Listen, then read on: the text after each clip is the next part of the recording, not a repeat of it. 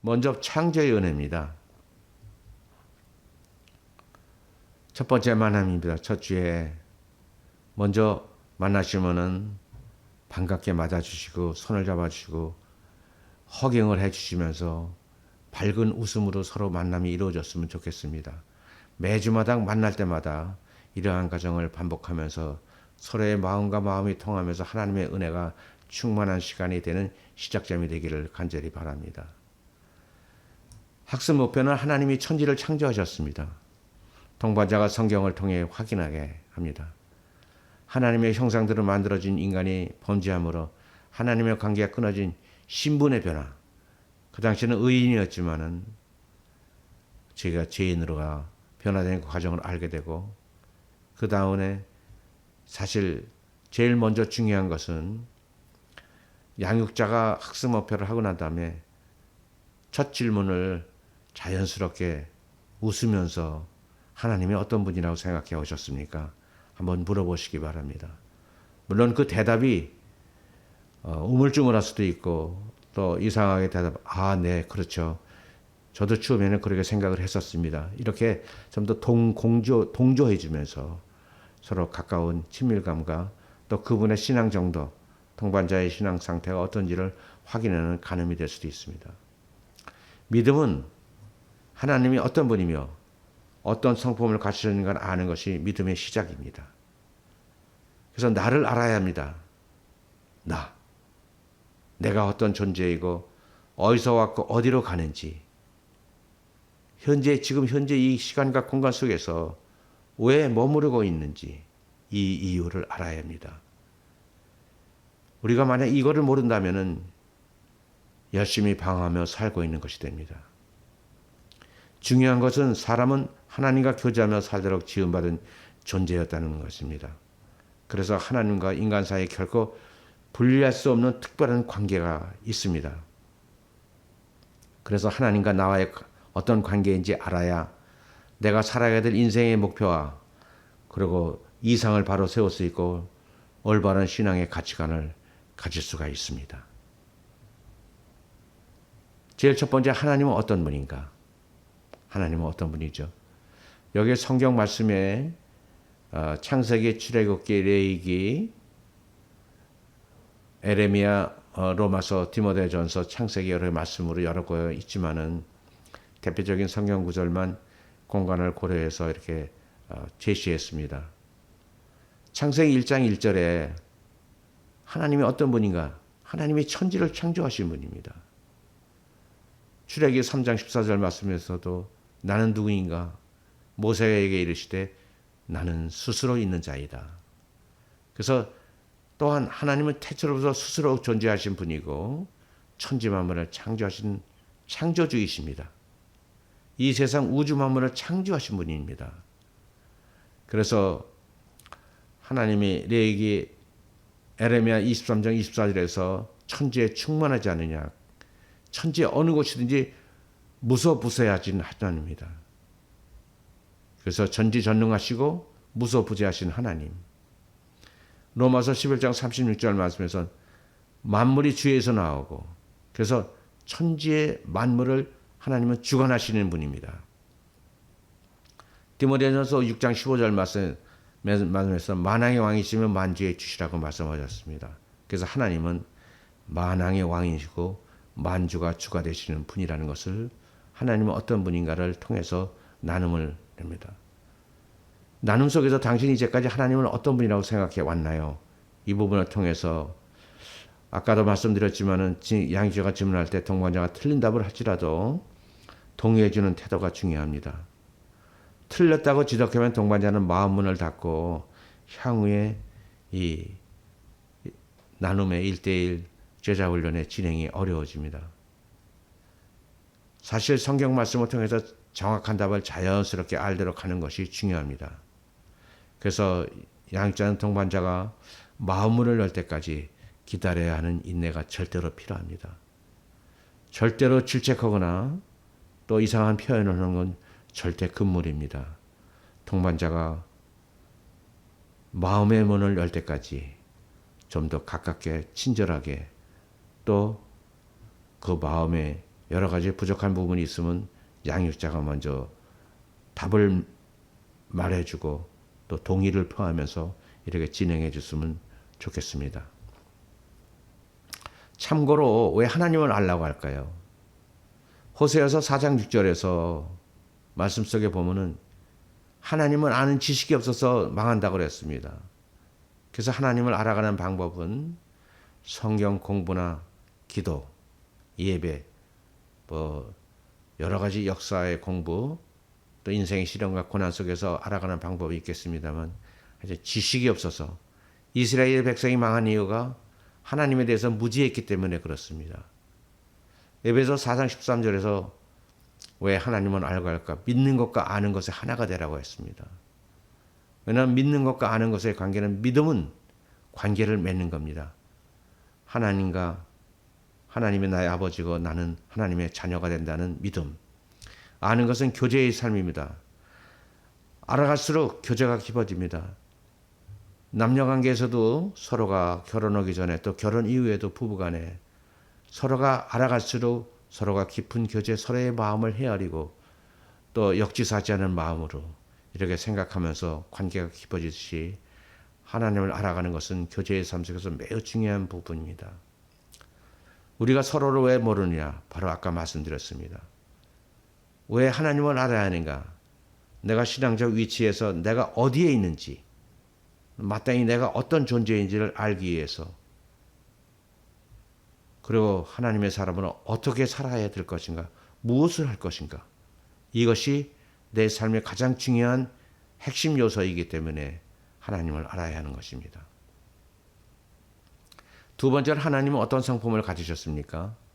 먼저 이렇게 물어보시면서 성경에서 찾아 있는 말씀을 중심으로 나눔을 갖는 겁니다.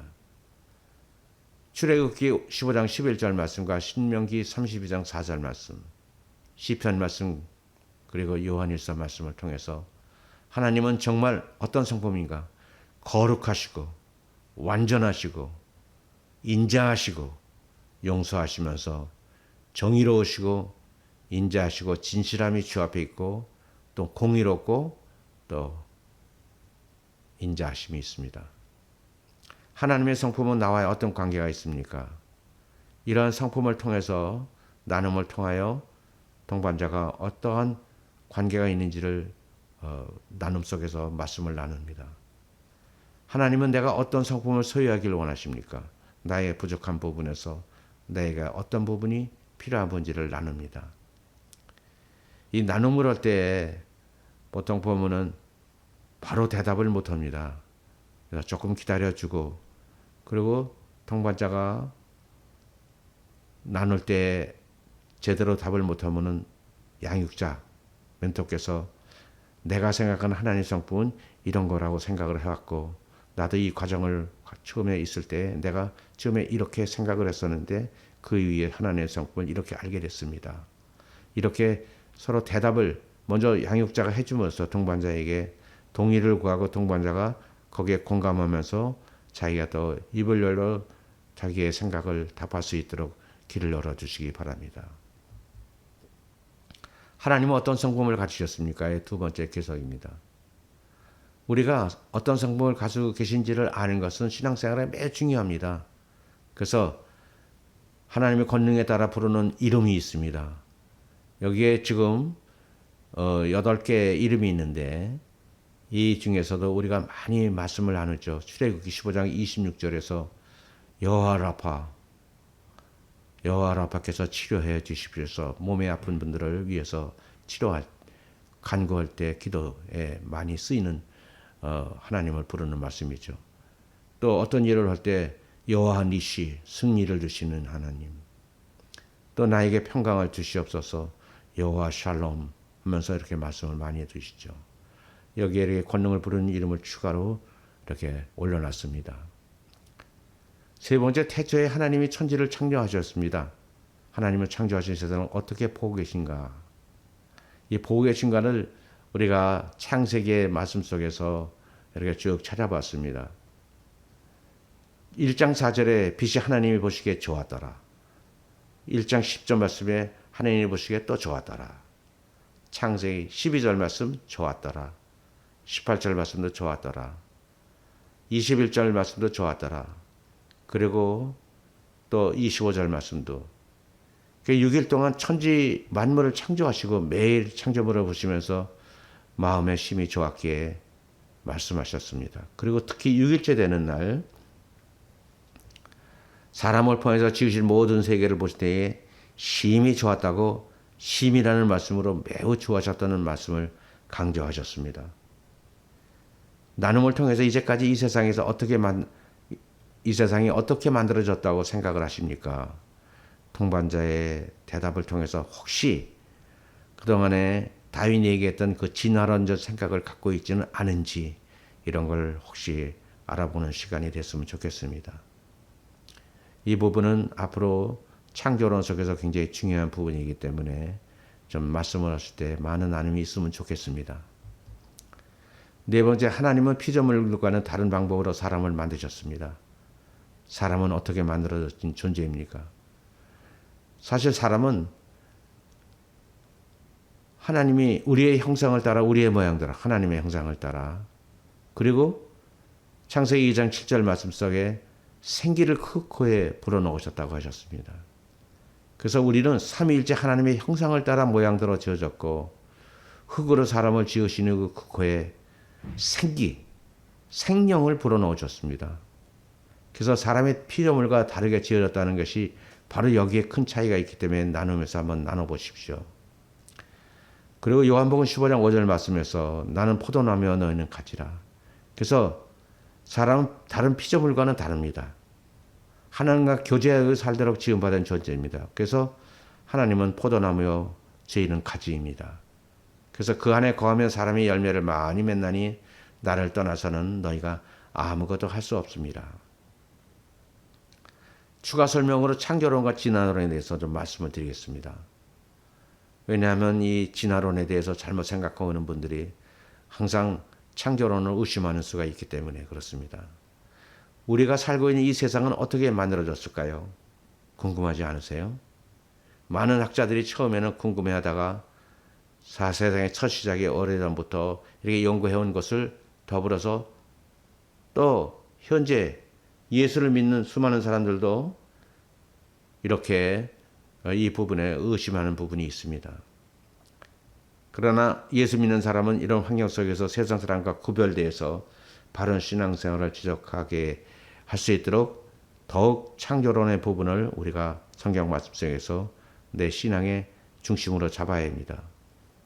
왜냐하면 세상은 지금도 TV나 여러 가지 매체들이 갈수록 음란해져 가고 어둠의 세력들이 점점 기승을 부리고 있는 상황이기 때문에 바른 신앙생활을 하면서 하나님의 말씀 가운데 살아간다는 것이 얼마나 어려운지를 항상 느끼고 사는 매우 심각한 현실입니다. 그렇기 때문에 창조론과 진화론에 대해서 정확하게 아는 것이 그렇게 중요합니다. 삶의 목적과 방향, 가치관이 무엇을 믿느냐에 달라집니다. 사실 방향이 틀리면은 천천히 가더라도 똑바로 갈 수가 있습니다. 내가 창조론 속에서 삶의 지향 방향이 된다면은 바르게 가는 것입니다. 지금까지 어떤 것이 바른 진리이고 어떤 것이 가짜인지를 지금까지 우리가 정확하게 알아야 합니다. 진화론자들은 사실 먼 옛날 우주 대폭발 일어난 후에 많은 시간이 흐르면서 계속 진화가 되었다고 하면서 원숭이가 진화해서 다음에 결국 사람이 되었다고 이렇게 이야기를 합니다. 그러나 누구도 그 중간에 과정을 본 사람은 없습니다. 그렇기 때문에 진화론은 허구된 가정에서 출발해서 확인할 방법은 없고 가정이 전부입니다. 그러나 이 진화론이 인간 생활에 상당한 영향을 미치고 있습니다. 좀 더 이 부분에서 정확하게 알아볼 필요가 있다고 생각합니다. 사실 우주 폭발 이후에 우연하게 어떤 일이 생겼다고 합니다. 그리고 지금까지도 진화해온 것처럼 여전히 진화 과정 중에 있다고 이렇게 진화론자는 얘기합니다. 그러나 이거는 과학적 근거가 전혀 없는 것으로 밝혀지고 있습니다. 지금까지 진화론을 증명할 어떤 방법도 발견된 것도 없고 일방적인 주장과 가정만 있습니다. 그래서 이런 부분에 잘못된 부분을 진화론이 사실이라고 믿고 있다면 우리 인간이 물질로 얼마나 존재하다가 물질로 들어간 존재일 뿐이라는 생각을 갖게 되면서 자기 자신에 대한 생각을 이렇게 폄하할 수가 있습니다. 그러나 나는 누구인가? 여기가 태초에 하나님이 계셨다는 하나의 진리가 있습니다. 이거는 진화론은 이론이지만 이거는 진리입니다. 하나님은 세상을 창조하셨고 여세 동안의 세상 만물을 다 지으신 후에 마지막으로 흙으로 사람을 만드셨습니다. 그 만드신 후에 하나님의 생기를 그 코에, 그래서 생명을 넣으셨습니다. 여기 창세기 1장 27절과 그 말씀을 보면은 하나님이 자기 형상과 하나님의 형상대로 사람을 창조하셨습니다. 그래서 하나님의 생각과 의지, 성품을 넣으셨다는 뜻입니다. 그리하여 우리가 창조론에 입각해서 하나님의 뜻 가운데 세상을 살아가는 것이 얼마나 중요한지를 다시 한번 이 말씀을 통해서 가슴에 담기 바랍니다. 그리고 또 저희한테 주신 것이 모든 환경을 다스리고 지배할 권한을 주셨는데 생육하고 번성하고 모든 생물을 다스리라고 했습니다. 그래서 사람은 하나님과 절대로 끊어질 수 없는 관계, 하나님과 교제하면서 영원한 생명을 누리도록 창조되었다는 사실, 이거를 믿으셔야 됩니다. 또 이것을 동반자한테 확실하게 양 기자님들께서 심어주셔야 됩니다. 진화론과 창조론 이 이론 중에 어느 쪽을 택할 것인가, 이거는 각자의 선택이지만 선택은 매우 중요하고 바른 삶의 목적의 핵심이 될 수 있기 때문에 다시 한번 말씀을 드립니다. 자신의 의지로 선택됐다는 것, 책임도 자신에게 있습니다. 그래서 우리 삶이, 인간이 지구상에 잠깐 머물렀다 사라지는 단순한 물질이 될 수 있나? 그렇지 않습니다. 하나님과 더불어 영원한 삶을 누린다는 그 자신. 그래서 동반자한테 당신은 자기 자신을 어떤 존재로 여기고 있는가? 이 부분을 물어보시고 충분한 나눔을 가져주시기 바랍니다. 인간은 존귀한 존재입니다. 그런 귀한 존재가 아니라면은 사실 우리가 하고 있는 모든 일이 허구입니다. 왜냐하면 하나님의 형상을 따라 사람을 창조하는 수고를 많이 하셨기 때문입니다. 그리고 우리를 천하보다 귀한 존재라고 이렇게 생각하시는 주님의 말씀이 있기 때문에 자존감 그리고 자부심을 가져야 합니다. 하나님이 사람을 만드시고 부여진 첫 번째 명령은 바로 생육하고 번성하라는 창세기 1장 28절, 그리고 땅을 정복하라, 그리고 모든 생물들을 다스리라.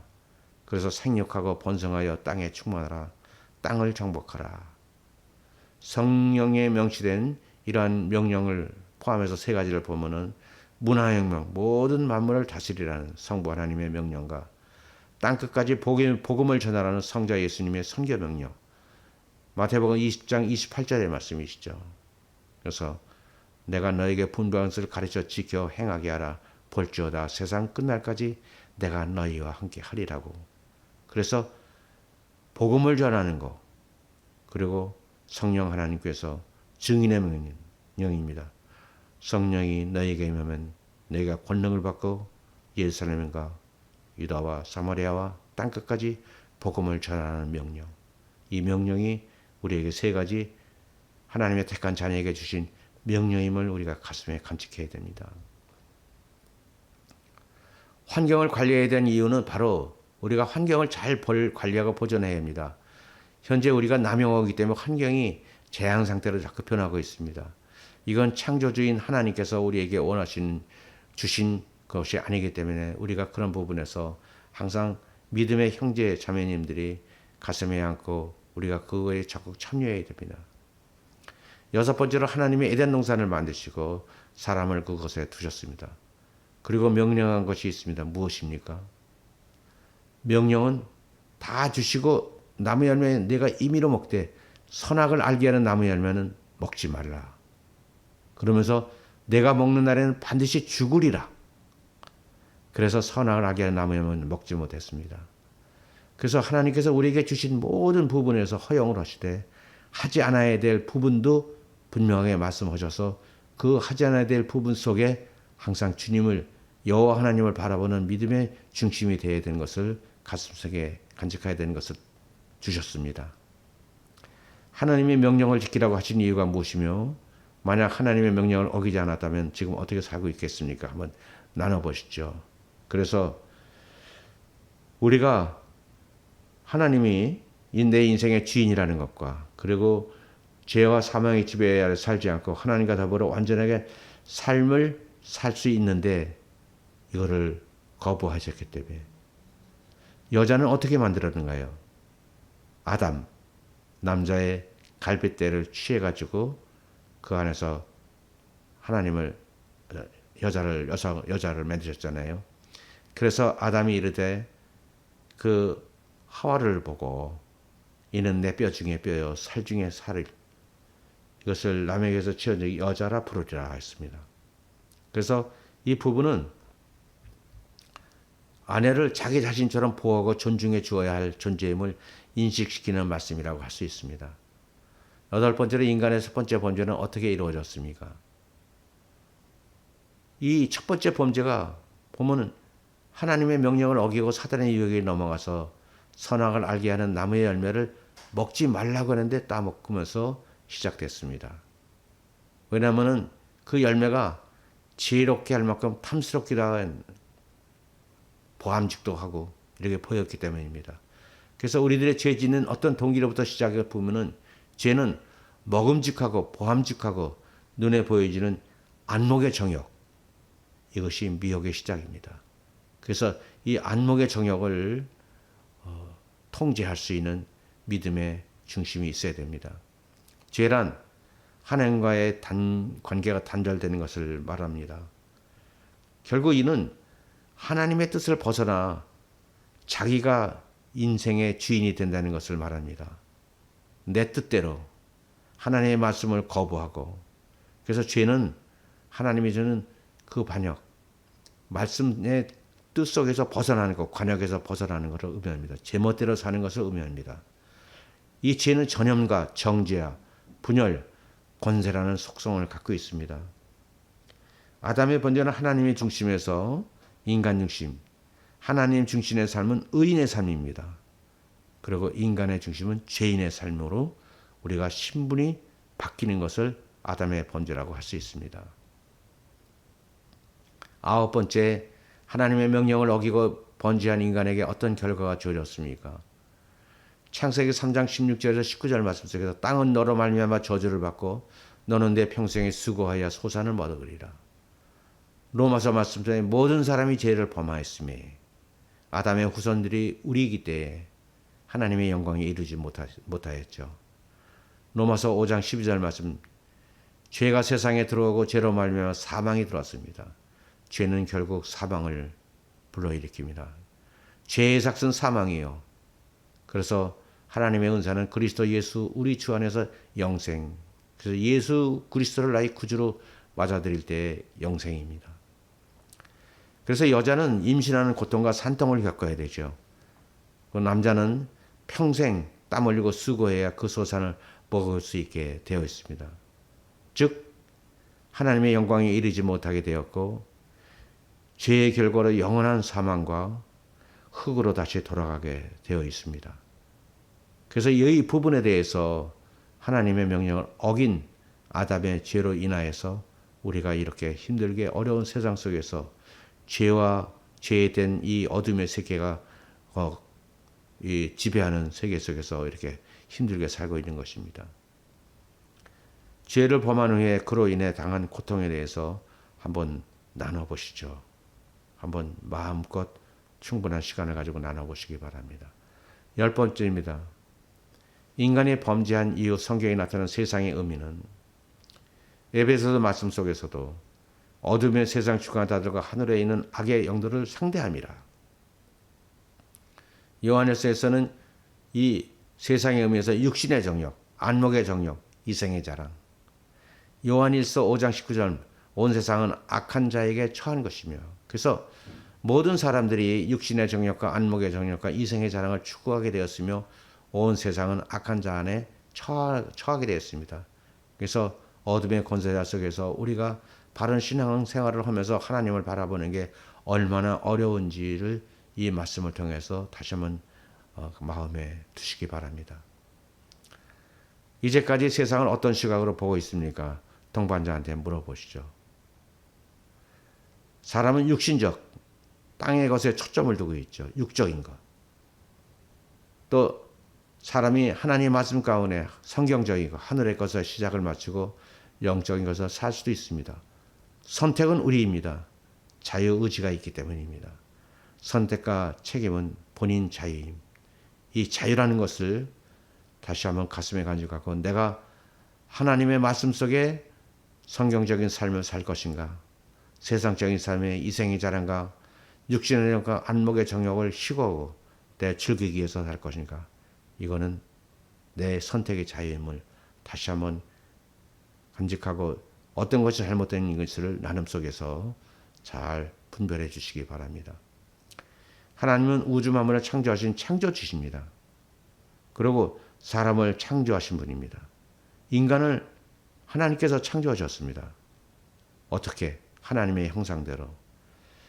그래서 하나님의 형상대로 창조되었다는 것은 성품, 도덕적, 정신적, 영적인 특성으로 만들어졌다는 의미입니다. 인간은 영혼과 육체를 가진 완전한 존재였습니다. 이렇게 창조된 인간은 생육하고 번성할 뿐 아니라 하나님의 말씀에 순종해야 할 존재이지만 아담의 번제로 인해서 우리의 마음이 부패한 죄성이 유전되어서 영원한 죽음에 이르게 되었습니다. 인간은 영과 육의 완전한 오염으로 전적으로 무능하고 영적으로 죽은 존재로 하나님의 나와의 관계가 단절되었었습니다. 그래서 이 사람을 보면은 타락하게 되는 범죄로 인해서 영과 육이 완전히 오염되어 있습니다. 우리는 현재. 이래서 내가 창조주 하나님을, 내가 영과 육을 가진 완전한 존재로 하나님을 영접하지 않으면 우리 자신이 하나님과의 영원한 관계가 단절된 상태에서 지옥불에 들어갈 수가 있음을 이 그림을 통해서 다시 한번 마음속에 그려보시기 바랍니다. 진화 모델과 창조 모델의 기본 입장에 비교가 있습니다.